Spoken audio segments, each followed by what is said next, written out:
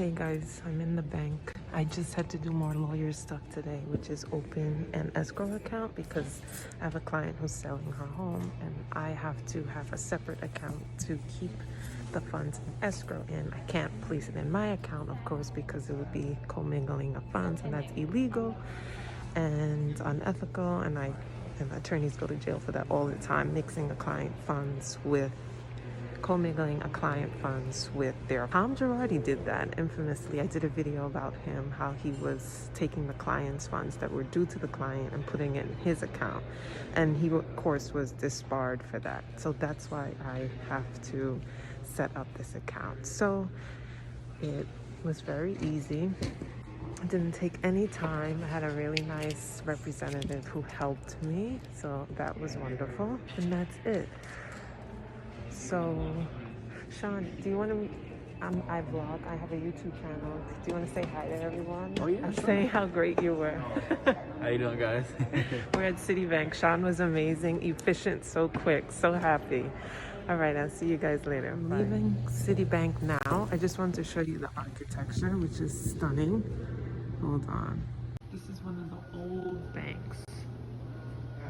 It's beautiful. Look at the ceilings. Like, they don't even make banks like this anymore. So beautiful.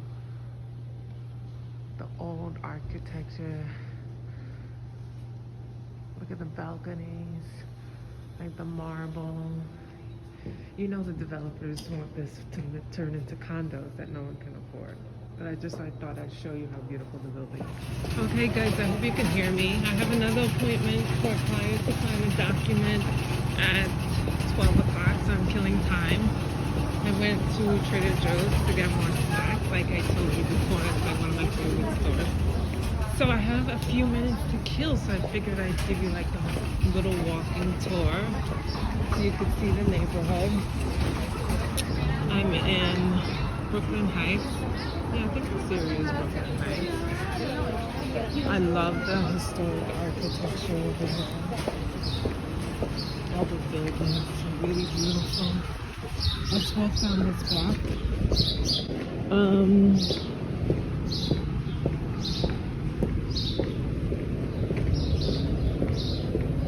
Yeah, all of these buildings were built in like the 1800s, 1700s.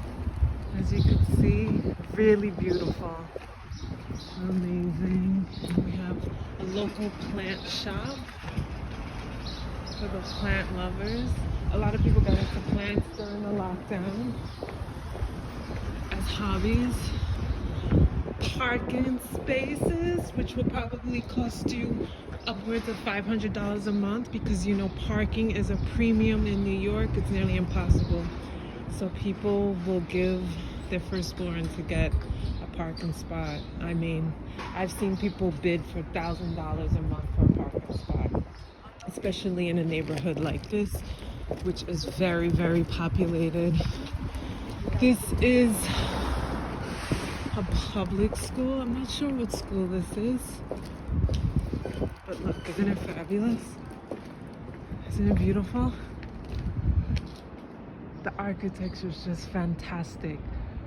You don't get this type of craftsmanship nowadays with architecture, unfortunately, in New York City. It's just like slabs of concrete with very little aesthetic appeal. I mean, people may have the money to build, but they don't have the taste. Look at this. Artisans. Look at this, beautiful.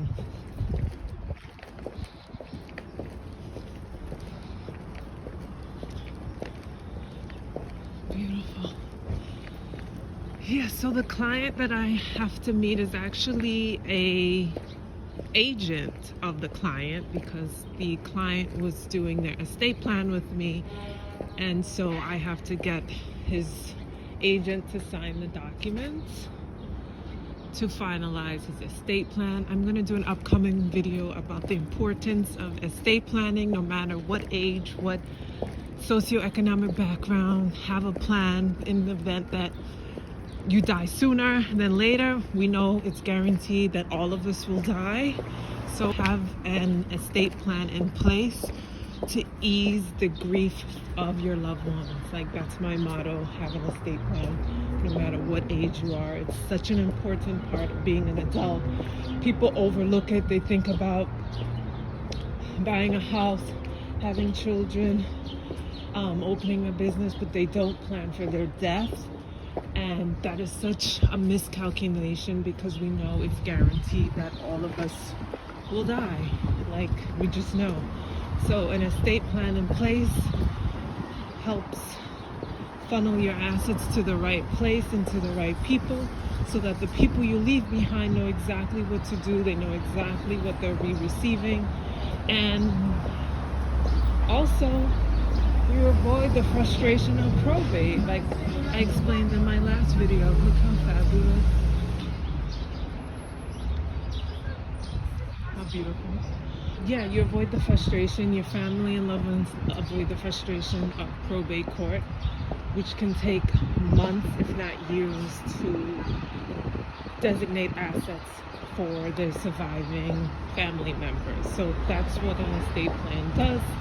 It says, okay, this money goes to this person, this money comes to that person, and so that person can bury you and grieve in peace and not have to worry about money. It's very, very important. So I'm going to do a video about that, and how many people die without an estate plan and without life insurance, without any funds to be able to bury them. I'm also going to talk about that, the importance of life insurance. But in lieu of life insurance, you can also have money to bury you. A lot of people don't believe in life insurance. They think, I'll just have the money in my account to bury, which is perfectly adequate. But in the event you want to build generational wealth, that life insurance policy can really give the next generation a bump in terms of just $100,000 can really change the trajectory of the next generation if they do what they're supposed to do with the money and don't just squander it. So I'm a proponent of life insurance policies to an extent. So here's some more architecture. I don't want to go on Atlantic Avenue because the noise is crazy. Look at this. Look at the, just fabulous, right? I just love watching these buildings and walking through this neighborhood. It's so peaceful.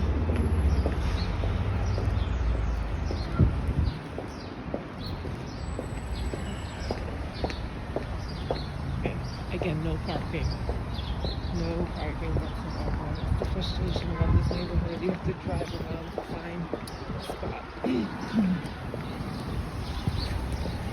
Okay, let's go down the entrance here.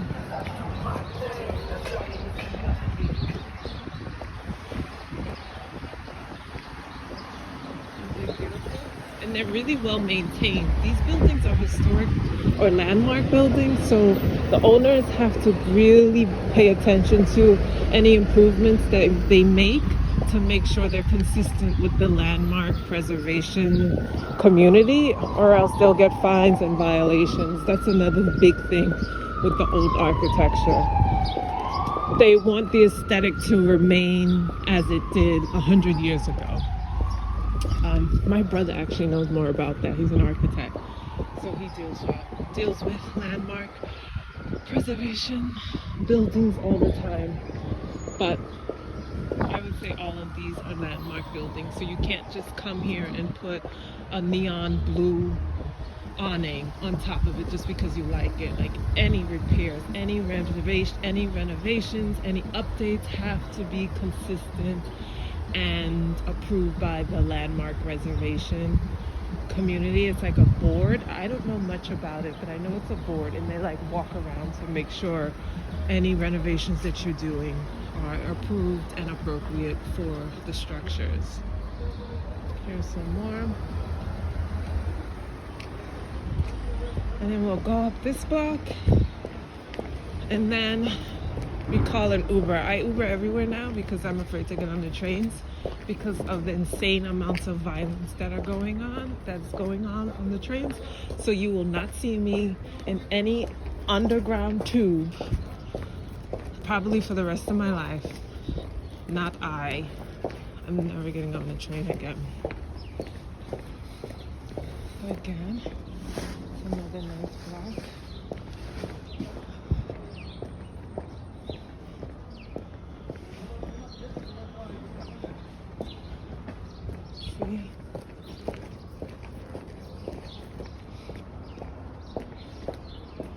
Let me know your thoughts in the comment section. What do you think about this type of architecture?